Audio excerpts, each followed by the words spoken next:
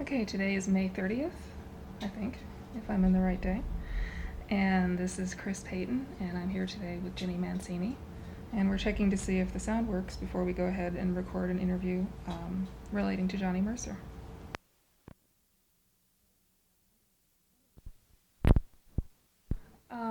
One of the questions that we're asking everybody is, how did you first come to know or to meet Mr. Mercer? And in your case, of course, your husband may have met him independently. I or met him differently from long, you. long, long before even knew Henry, because I was a singer and I was one of Mel Torme's Meltones. And during those days in the 40s, everybody hung around on Vine Street, and in particular at the corner of Sunset and Vine was Music City. And Glenn Wallachs and Johnny Mercer and Buddy DeSilva started Capitol Records. So I was there at the birth of Capitol Records, and then it was during the war years, and there were armed forces radio shows being done in Hollywood with all major stars of radio and movies, and I was fortunate enough to sing on one of those shows called Jubilee. And it was a show with Martha Raye and Johnny Mercer and Mel Torme and the Meltones. So every week we did, no, excuse me, the name of the show was Swing Time. And it was a kick to sing with him. We did Accentuate the Positive and Dream. And so I've known Johnny for a long time. So as luck would have it, years later, when Henry and he began to collaborate, it was wonderful. We had some great times together. I didn't know that you were involved with AFRS programs with Johnny. We get servicemen who were in service at the time calling us and saying, I wish I had recordings of those. Oh, what was it like the to best do shows. them? Oh, it was wonderful. This show in particular was a 15-minute show once a week. And we'd go into radio recorders and just have fun doing wonderful music, great arrangements, and it was terrific. Sounds wonderful. Did they do specific arrangements and things for the shows, different from what might Well, have been yes, elsewhere? whatever was current at the time, whatever was popular and would that the servicemen would relate to, sure, it was great. Great. Well, it worked. The servicemen still remember it because Oh, we're they still do. getting It phone was a calls. wonderful time for those shows. It really was, because everybody volunteered their time and services to entertain them. One man told us that was the only thing that made getting up at 8 o'clock in the morning on Tuesday in England worth it, was that he knew that he was going to get to hear that show that morning. Regarding as Mr. Mercer and your husband came to work together, the first collaboration that we understand was Joanna, which your husband had actually written first, and then Mr. Mercer called him and asked if he could write a lyric to it. Do you know anything about Joanna? Mhm. I don't even You don't recognize the remember? title. Well, they both said independently in their memoirs that it didn't go anywhere. So- Well, I would love to dig it out. We don't have it as far as I know. Well, although we're my gonna goodness, look I'm going to again. have to see if it's in our archive somewhere. Apparently, Mr. Mercer heard it on the radio or somewhere and called Joanna. and said, would you mind if I wrote some words to go with this? Mm-hmm. After that, as far as we know, the first one was Moon River. I think so. He had been through a period of depression, actually, because of the fact that music was changing so drastically in the 50s. And of course, with the advent of rock and roll, that's what young people wanted to hear.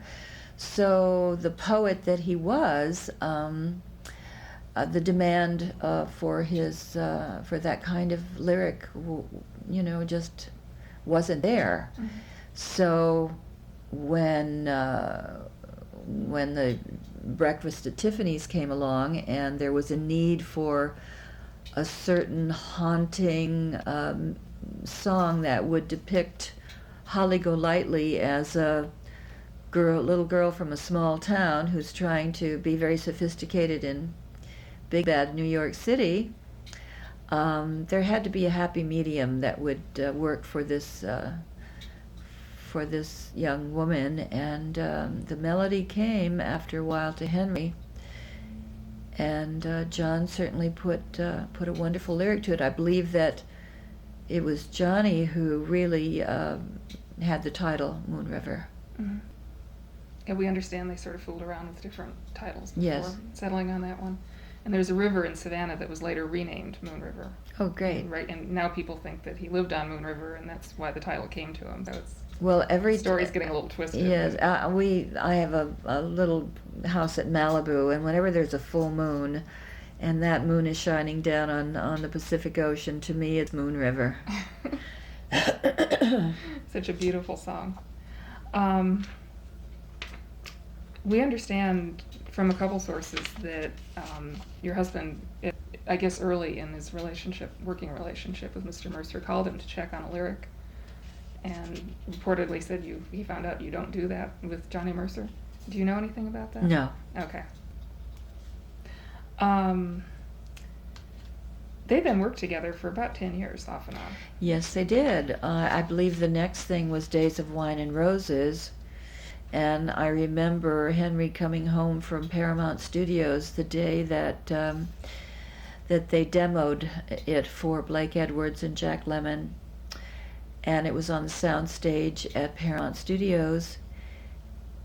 And just in a empty sound stage with Henry at the piano and Johnny singing the lyric to Days of Wine and Roses. When they were finished, both Blake and Jack had tears streaming down their faces. They were so moved by it. And when I first heard it, I said, my goodness, that undoubtedly is going to win an Academy Award, and it did. Beautiful song. Mm-hmm. And then after that, there was Charade and Whistling Away the Dark and lots of Sweetheart Tree things. and Sweetheart Tree. A funny thing about Sweetheart Tree, as was his habit, he would come in with several sets of lyrics, depending upon, the assignment. And when he came in with some lyrics to the Sweetheart Tree, the first thing he sang, and it might have been his way of joking, but the first lyric was, "There are 99 cars on a freight train." And so Hank said, "What else have you got?" So that became the Sweetheart Tree. So when they were working together, Mercer got the tune and just sort of went off Yes. somewhere on his own, and then they came back together when he thought Right. he had something to share with it. Yes. Okay. Any particular stories about Charade or Not that I can think of. No, not that I can think of. There again, the wonderful metaphors that he had in his lyrics, depicting life and losses and loves in terms of in terms of the stage and the theater and the love affair that was so great and fell apart, but it was a lovely metaphor that he had written. It's a beautiful song, Mhm. all the way around. Given that you said that Mercer had been depressed in the 50s with the changing of the music scene and the lack of interest anymore, apparently, in the type of work that he did, when the Academy Award nominations started to come again in 61 and 62, and apparently pretty regularly after that, what was the reaction, or how did they feel, both of them? Oh, elated, and of course to collaborate with a master like Johnny Mercer was wonderful for Henry, because Henry never considered himself a songwriter. He was a film composer, and because of his gift of melody, his mentors were Victor Young and the composers who had a great gift of melody, which he had as well. And so the fact that the melodies were so strong and lent themselves to a song, a typical song in the Tin Pan Alley fashion, it was a thrill for him to collaborate with Johnny Mercer. Did the two of them see each other much in between jobs, or was it mostly job to job to job? Not too much socially, although when we were together socially, just lots of good times and laughs and reminiscences. It was wonderful. He was fun to be with. Mm-hmm. We've heard that from people. So Yeah. occasionally it would be you and your husband and Mr. and Mrs. Mercer. That's it. Uh-huh. Anything in particular that you did together?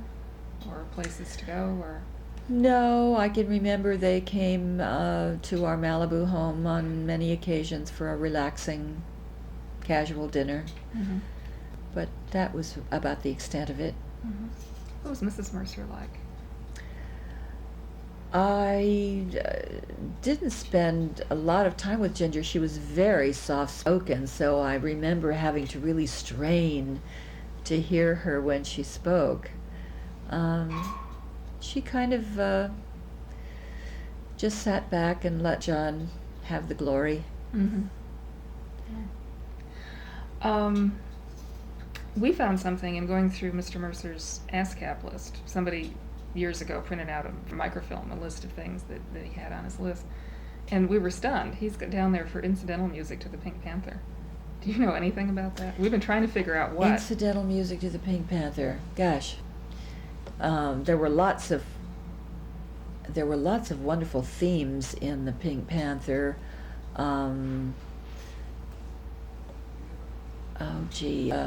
I forget the titles of them now, but they're all in the Pink Panther, the original Pink Panther album. So it could be that John was fascinated with some of those melodies and might have put a lyric to them. I'm not sure. We couldn't figure out if the two of them were sort of talking music back and forth, and I have they no sang idea. or something, and something came out. It's kind of fascinated us, and it doesn't credit lyrics; it credits music, I which see. is even stranger for Mr. Mercer. Aside from the projects that we know ended up in songs, to your knowledge, were they working on any other projects at any time, just casually or not related to particular film? I'm not aware. Okay. Question for you that would have helped if I'd remembered to bring a copy of the picture that I'm going to talk about. We have 2 or 3 pictures of them together, the Academy Awards pictures with the Oscars. statuettes. Uh-huh.